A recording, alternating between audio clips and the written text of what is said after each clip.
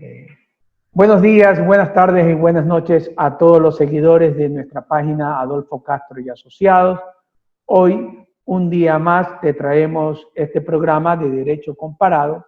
Esta ocasión tenemos la presencia del doctor Alejandro Ote, quien nos acompaña desde la República de Argentina. Es presidente del Instituto Penal del Colegio de Abogados de Santa Fe, abogado certificado de compliance y prevención de crímenes financieros. Alejandro, muy buenos días, el público te escucha. ¿Qué tal? ¿Cómo está mi estimadísimo Adolfo? Un verdadero placer haber sido convocado por ustedes para esta loable empresa que han iniciado. Así que con mucho gusto aquí comenzaremos a compartir algunas ideas y aportar nuestro granito de arena en lo que es un poco la materia procesal penal, principalmente en lo que es la visión del derecho procesal penal en la provincia de Santa Fe. La provincia de Santa Fe es una de las tantas provincias que tiene la República Argentina, y en Argentina coexisten básicamente dos regímenes procesales en materia penal y criminal, es decir, un régimen procesal penal federal y un régimen procesal penal provincial. Cada provincia, cada estado, tiene su propio código de procedimientos en materia de enjuiciamiento criminal, y la provincia de Santa Fe no es la excepción. En esta oportunidad me has convocado concretamente para referirnos a dos institutos, uno lo que tiene que ver con el procedimiento de flagrancia y el otro lo que sería un esquema general de lo que es todo el proceso penal en el marco de la provincia, o también denominado como lo que sería el juicio común. Y me voy a referir en un primer momento, si te parece, a lo que es el juicio común, porque el procedimiento de flagrancia termina respetando de alguna manera estas reglas, pero lo termina haciendo en un periodo de tiempo mucho más acotado, justamente porque en los casos de flagrancia nos encontramos con el imputado, quien estaría o bien cometiendo el delito, o estaría en proceso de comisión de ese delito, o bien en instantes inmediatos posteriores a la comisión de ese delito. Entonces, ¿cuáles son las características principales desde que comienza la investigación penal preparatoria en el Código Procesal Penal santafesino hasta que, lógicamente, llegamos a lo que sería la sentencia? Como en la mayoría de los ordenamientos jurídicos procesales, el proceso, lógicamente, va a iniciar con lo que es la denuncia. Tomar conocimiento de esa noticia criminis, tomar conocimiento de un hecho de apariencias delictivas. Claro está que puede ser porque la autoridad prevencional, en este caso la policía, ha tomado conocimiento directo de la existencia de un hecho, o bien porque alguien lo ha denunciado, o porque la víctima también pudo haberlo denunciado, ya sea presentándolo ante la autoridad competente, como puede llegar a ser la misma policía, o en el caso de Santa Fe, ante el Ministerio Público de la Acusación, es decir, Ministerio Público Fiscal, o bien los denominados centros territoriales de denuncias. Los centros territoriales de denuncia aquí en Santa Fe operan como distintos nodos o módulos donde se reciben las denuncias y luego de un proceso administrativo pasan al Ministerio Público de la Acusación, para ver si en un primer momento estamos en presencia de un hecho de apariencias delictivas o si automáticamente el hecho en sí mismo debe ser desestimado. Una vez que el fiscal se encuentra con lo que es esta denuncia, lógicamente comienza con lo que es la investigación, siempre y cuando encuentre en un primer momento un hecho de apariencias delictivas y que tenga distintos elementos que justamente diga: este hecho merece ser investigado, este hecho tiene características penales, este hecho necesariamente es un delito. Ahora, tenemos que distinguir por la forma en la que fue concebido el proceso penal santafesino en aquellos casos en los cuales el delito ya implicaría de por sí la solicitud de una medida cautelar de coerción personal, como podría llegar a ser la prisión preventiva, de aquellos delitos en los cuales la causa en un primer momento se podría llegar a tramitar con el imputado en libertad. ¿Y por qué decimos esto? Porque dependiendo si estamos en presencia del primer o del segundo caso, vamos a poder hablar de plazos. El Código Procesal Penal santafesino no prevé un plazo en el cual la investigación penal preparatoria se tiene que llevar adelante, sino que en realidad lo que hace es marcar de alguna manera plazos en los que, si no se lleva adelante, por ejemplo, la acusación, se puede pedir lo que es el archivo de las actuaciones.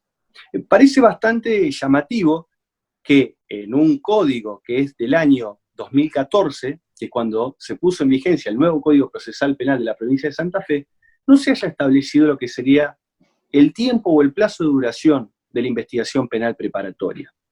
Entonces, claro, si estamos en presencia de un hecho en el cual se ha dictado la prisión preventiva, como la prisión preventiva se puede mantener durante 2 años, prorrogable por 1 año más, en principio es como que el plazo de la investigación penal preparatoria se vería supeditada a los tiempos de la prisión preventiva. ¿Por qué? Porque si se van venciendo, lógicamente, los abogados defensores van a solicitarle al juez que deje de lado, que cese la prisión preventiva, porque esa persona se encuentra privada de su libertad durante la tramitación del proceso y no se ha formulado ninguna acusación. Entonces, ¿qué es lo que hacemos los abogados defensores cuando estamos próximos a vencerse los plazos? Ya empezamos a pensar en cómo deberíamos hacer o qué le vamos a pedir al juez para que le dé la libertad a nuestro cliente, ya que el Ministerio Público de la Acusación no ha realizado justamente este acto jurídico procesal que es la acusación, es decir, la elevación de la causa a juicio. O sea, para hacer un resumen, en Argentina puede una persona estar 2 años presa y no iniciarse en un proceso. Exactamente, que la causa no se eleve a juicio. De hecho, en el ámbito federal, no solo 2 años, ha habido supuestos de 2, de 3, de 4, de 5 años. Porque cuando se trata de causas complejas, y las causas complejas son aquellas que muchas veces la tramitación se torna de esta manera por la cantidad de imputados que tiene, o bien por la complejidad misma de la materia de la que estamos hablando. Recordemos que dentro de lo que es el universo de delitos penales, no solo nos encontramos con el homicidio, el robo, el hurto, los abusos sexuales. Hoy por hoy están de moda, y me refiero de moda porque en realidad ha ganado un gran espacio en toda Latinoamérica, todo lo que son los delitos cometidos a través de estructuras empresariales, o los delitos cometidos en el seno de estructuras empresariales que requieren de una forma de investigación distinta. Y los delitos económicos en general tienen penas que permiten que el proceso se tramite con la libertad del imputado. Entonces, se comienza la investigación, se empiezan a llevar a cabo algunas medidas tendientes en realidad a asegurar lo que serán los elementos que posteriormente se podrían llegar a utilizar en un juicio oral y público, pero como los imputados no están privados de su libertad, se empieza a dilatar en el tiempo. Y esta es una constante que podemos observar en el proceso penal santafesino. También se puede ver en otras provincias, esto no es solo de la provincia de Santa Fe, pero sí es algo que ocurre mucho con los ilícitos económicos o con los delitos económicos, justamente porque la cuantía de la pena, en la mayoría de las ocasiones, permite que el proceso se tramite con la libertad del imputado. Interesante. Te cuento que en Ecuador todo proceso penal iniciado de una investigación previa que no es flagrante solo puede durar 90 días y por excepción si vinculas a otra persona 30 días más, es decir, 120 días. No puede durar más. Y en 120 días, que es lo máximo, el fiscal deberá decidir si presenta acusación contra los procesados o no. Luego, la prisión preventiva se caduca en delitos sancionados con una pena menos de 5 años en 6 meses y en los delitos que son sancionados con penas superiores a 5 años, llega la prescripción al año. Entonces, es decir, que hasta llevar a juicio a un ciudadano y obtener una sentencia, no deben pasar más allá de estos tiempos. 6 meses en delitos menos de 5 años o 1 año en delitos superiores a una pena de 5 años. En Argentina veo que esto no ocurre y puedes estar detenido por mucho tiempo y no se pasa tu audiencia de juicio. Exactamente. Y además también hay otra cuestión, lo que tiene que ver con las cuestiones de infraestructura. Es decir, y esto, Santa Fe no es una isla, Argentina no es una isla, forma parte de Latinoamérica y es, creo que el problema de infraestructura que tenemos en todos los ordenamientos jurídicos procesales, me refiero sobre todo a lo que sean las cuestiones edilicias o recursos humanos, tanto del Poder Judicial como del Ministerio Público Fiscal o de la acusación, eso hace que muchas veces las causas terminen llevando mucho más tiempo del que en realidad deberían llevar. Es más, en Santa Fe el sistema había sido concebido para que la causa, lo que es la investigación penal preparatoria, se llevaba a cabo la audiencia imputativa, o también denominada en otros países como audiencia de formulación de cargos, que es básicamente esa audiencia en la cual se pone en conocimiento del imputado cuál es el hecho que concretamente se le atribuye y la consecuente calificación jurídico-penal. La idea era que no durara más de 6 meses. Por eso, en el 2014, cuando entra en vigencia el código, decía, se lleva a cabo la audiencia imputativa o de formulación de cargos una vez que transitaban 6 meses, si no había acusación, el defensor podía solicitar el archivo de las actuaciones. Entonces, era una forma de ponerle un límite a estas causas. Después, con el tiempo, y esto cambió en el año 2018, y cambió porque la práctica misma y la vorágine misma llevó a la conclusión de que realmente era imposible tramitar las causas en este periodo de tiempo. Entonces, ahora cambiaron de 6 a 10 meses, lo cual también termina siendo imposible de concretar. Más allá, o mejor dicho, con excepción de aquellos casos en los cuales podamos llegar a tener quizá todos los elementos, todas las evidencias de un primer momento que nos permitan transitar la investigación penal preparatoria en un corto periodo de tiempo para luego realizar la acusación correspondiente. ¿Qué pasa cuando ya en ese lapso de tiempo que hubo la investigación previa, hubo la imputación, el fiscal abre su proceso investigativo y reúne todas las evidencias para presumir que existió un delito y hay un presunto responsable? Pide una audiencia intermedia, cierra su instrucción, ¿cuál es el procedimiento? Claro, a partir de ese momento, una vez que el fiscal entiende que la investigación se encuentra agotada y que él cuenta con todos los elementos para poder elevar la causa a juicio, ingresamos en lo que es la etapa intermedia o el procedimiento intermedio. Este procedimiento intermedio que realmente ha traído muchos problemas procesales en varios ordenamientos jurídicos, porque es como que no se termina bien de entender la naturaleza jurídica misma y muchas veces ni siquiera la finalidad de esta audiencia intermedia. Incluso por cuáles son las resoluciones que pueden llegar a ser apelables, cuáles son las consecuencias del rechazo de una acusación.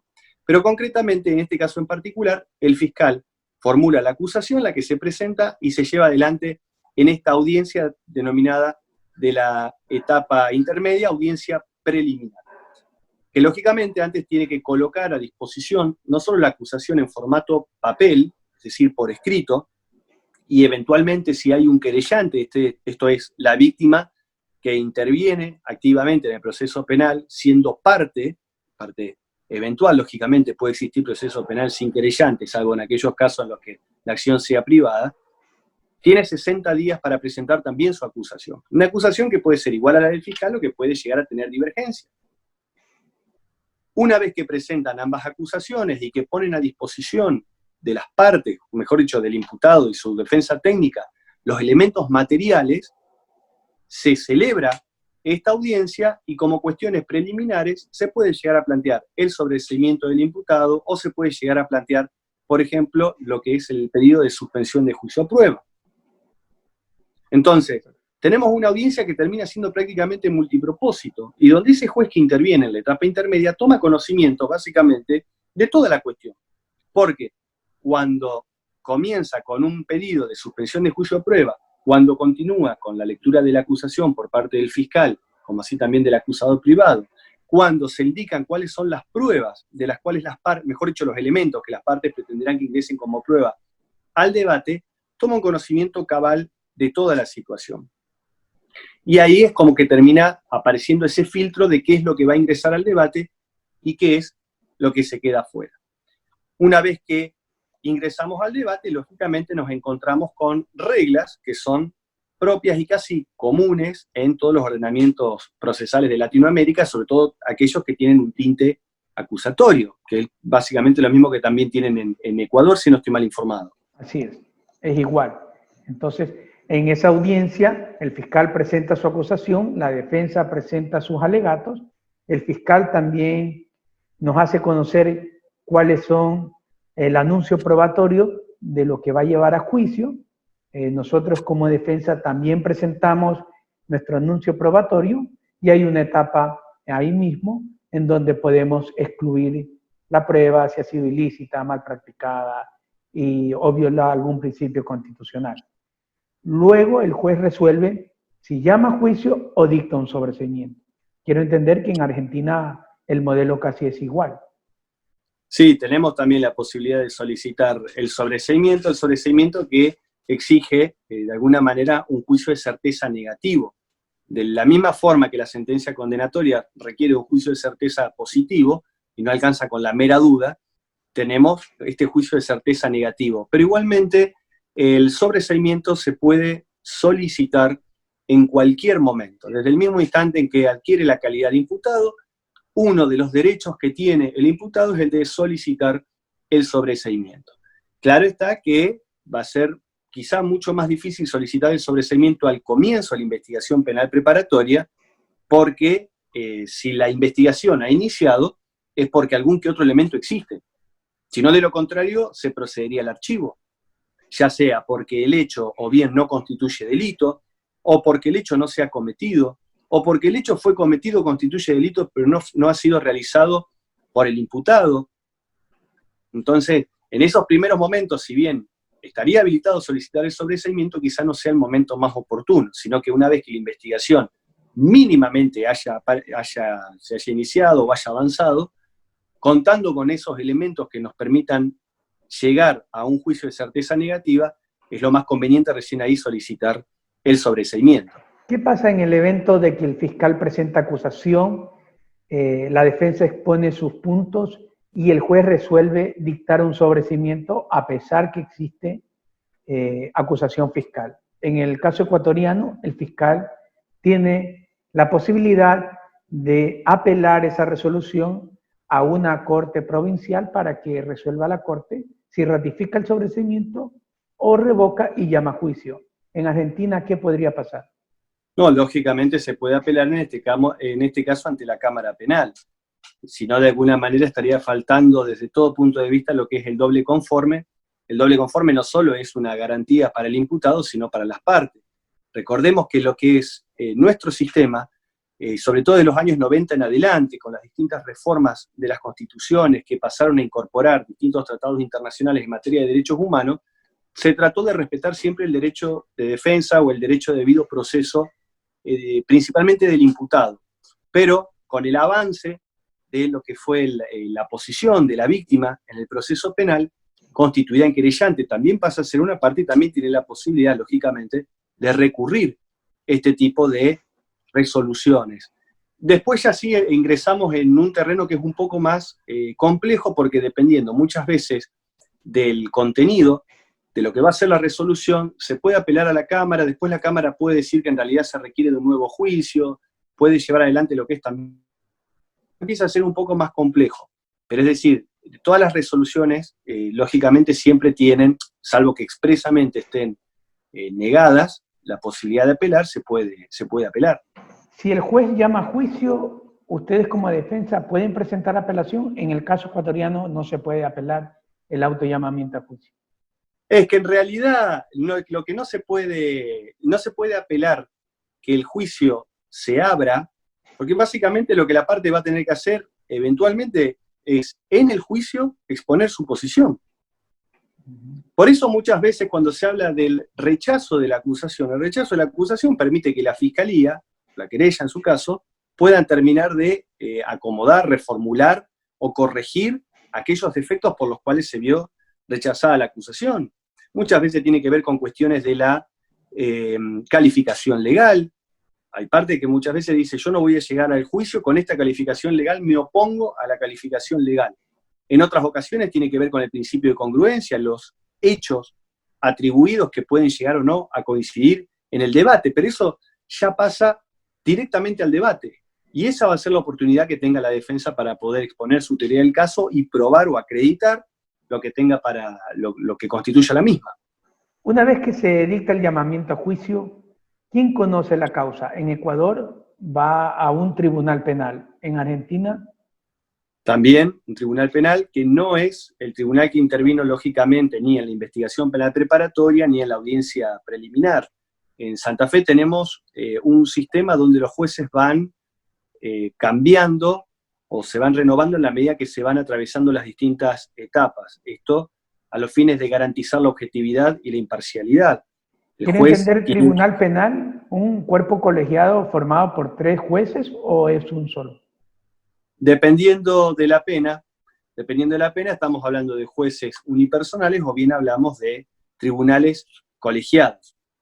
Cuando hablamos de delitos más graves, lógicamente hablamos de tribunales colegiados, pero siempre va a ser un tribunal o un juez unipersonal que va a entender por primera vez en toda esta cuestión y no tendría por qué conocer de otro tipo de cuestiones. ¿Y cuáles son las cuestiones de las que en principio no tendría que conocer el juez de juicio? Doy un ejemplo, las entrevistas previas. La entrevista previa en principio no tendría por qué ser conocidas por el juez de juicio, porque justamente son previas y se llevaron a cabo durante la investigación penal preparatoria. Después son las partes las que decidirán utilizarlas o no al momento de examinar y contraexaminar a los testigos. Pero la idea justamente es que el juez venga lo más descontaminado posible al juicio, o que llegue lo más descontaminado posible al juicio. ¿Qué pasa? Creo que la estructura puede ser la misma que en Ecuador. Se abre el debate, o el fiscal presenta sus pretensiones, luego la defensa, luego se hacen los anuncios probatorios. ¿En Argentina pasa igual? ¿Ocurre lo mismo cuando ya estamos en la etapa de juicio? Sí. Lógicamente, y esto es propio del sistema acusatorio, la obligación del Ministerio Público de la Acusación de presentar su caso. De hecho, el código también dice que las partes presenten el caso. Algunos dicen, y esto ya es un debate que creo que es común en toda Latinoamérica, cuando hablamos, la defensa tiene la obligación de presentar su teoría del caso. Algunos dicen que sí, otros dicen que no, algunos dicen la defensa no tiene absolutamente nada que probar, si no tiene teoría del caso no tiene nada que probar, entonces no tiene nada que decir en su alegato de apertura, pero la fiscalía siempre tiene que hacerlo. Igualmente, estas reglas es como que en algún momento se empiezan a flexibilizar, por ejemplo, cuando tenemos, por un lado, el fiscal y conjuntamente la querella. Porque si fiscal y querella refieren a los mismos hechos, tienen la misma acusación, tienen la misma pretensión punitiva, ¿cuál sería el impedimento para que la querella eventualmente en su apertura dijera me remito a lo expuesto por el fiscal o adhiero en todos sus términos? Sin embargo, en la práctica es como que tenemos esa carga, lógicamente tenemos la carga procesal, no es una carga emocional, la carga procesal donde tenemos la obligación de decir cuál es también nuestra teoría del caso y lógicamente concretar nuestra pretensión. Luego de la etapa de juicio siguen las etapas de impugnaciones. Se puede apelar, recurrir. ¿Qué pueden hacer de una sentencia que es condenatoria o de una sentencia que ratifica la inocencia del acusado? ¿Qué pasa? Sí, en ambos casos tenemos la posibilidad de articular el recurso de apelación. También se da algo bastante particular respecto de aquellas causas en las cuales el imputado llega en estado de libertad.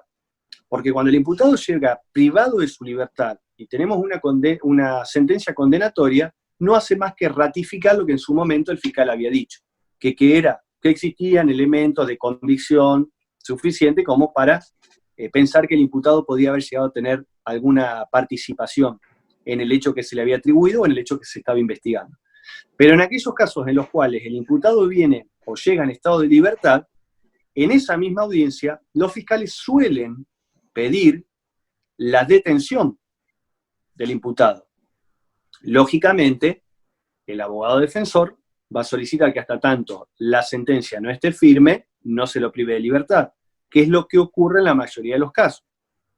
Ahora, una vez que se articula el recurso de apelación en lo que es la parte formal respecto de lo que es la admisibilidad, al cual se presenta lógicamente por escrito, que se convoca a la audiencia de apelación, donde las partes exponen sus agravios o amplían los fundamentos que habían expuesto al momento de articular el recurso de apelación. Una vez que sale la resolución de la Cámara, o se dicta la resolución de la Cámara, a partir de ese momento ya el pedido de detención por el fiscal, en la mayoría de los casos suele ser acogido. En la mayoría de los casos se dispone la detención del imputado, por más de que la defensa todavía tenga la posibilidad de acudir o de presentar otro recurso, que es el recurso de inconstitucionalidad, ante la Corte Suprema de Justicia de la provincia. Y a su vez quedaría otra etapa recursiva, que es a través del recurso extraordinario federal, que es ante la Corte Suprema de Justicia de la Nación, donde ya deja de tener competencia la provincia, el Estado provincial, para pasar a tratarse la cuestión en la Nación. Nosotros ese recurso lo llamamos casación, en donde se revisa si hubo violación de procedimiento o violaciones constitucionales. No se puede valorar la prueba. En Argentina, en el recurso de casación, ¿pueden valorar la prueba o ya no pueden valorar la prueba? Bueno, en lo que es el recurso de casación, en realidad nosotros lo tenemos en el ordenamiento jurídico procesal de la Nación, ya en el ámbito federal. El recurso de casación se interpone contra las resoluciones que dicta un tribunal oral, y el tribunal oral vendría a ser el tribunal de juicio. Así como en Santa Fe tenemos los jueces de la investigación penal preparatoria, y luego el tribunal de juicio, y la Cámara de Apelaciones y la Corte. En el ámbito federal tenemos los juzgados de instrucción, que ahora con el nuevo Código Procesal Federal, Código Procesal Penal Federal, ya deja de ser Código Procesal Penal de la Nación para convertirse en Código Procesal Penal Federal, que ya sí es más de tinte acusatorio. Tenemos los jueces de instrucción, el tribunal oral, y contra las resoluciones de un juez de instrucción apelamos a la Cámara de Apelaciones. Las resoluciones del tribunal oral federal, se apela ante la Cámara Federal de Casación Penal. Y una vez que se expide la Cámara Federal de Casación Penal, automáticamente vamos a la Corte Suprema de Justicia de la Nación, que lógicamente lo que hacen es, no puede referirse a lo que es la valoración de la prueba, sino que solo si se han violado o se han violentado garantías constitucionales. Esto en un principio era así, pero también luego de algunos casos es como que el recurso de casación pasó a tener un mayor alcance, como si fuese una segunda instancia de revisión de lo que son las resoluciones de los tribunales orales. Gracias, Alejandro, por haber atendido esta invitación de la firma jurídica Adolfo Castro y Asociados. Te queremos dejar en la parte final algún comentario o algo que se nos haya quedado o olvidado en el transcurso de esta charla.